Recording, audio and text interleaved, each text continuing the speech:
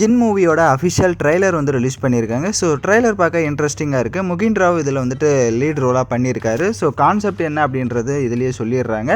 Mugen ராவுக்கு first அவருடைய லைஃப்பில் எதுவுமே நடக்காமல் இருக்குது. லவ்வாக இருக்கட்டும் இல்லை லைஃபாக இருக்கட்டும் எதுலேயுமே வந்து செட் ஆகாமல் இருக்குது.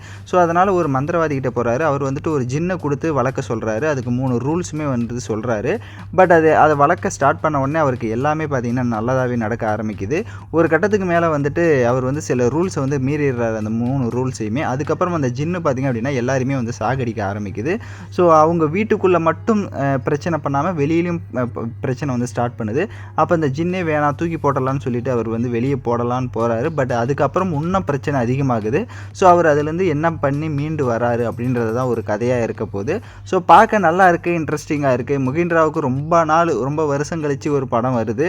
ஸோ அது இதுனாச்சும் சக்ஸஸ் தருமான்றதை நம்ம வெயிட் பண்ணி தான் பார்க்கணும். ட்ரைலர் பார்க்க கலர்ஃபுல்லாக நல்லா இருக்குது.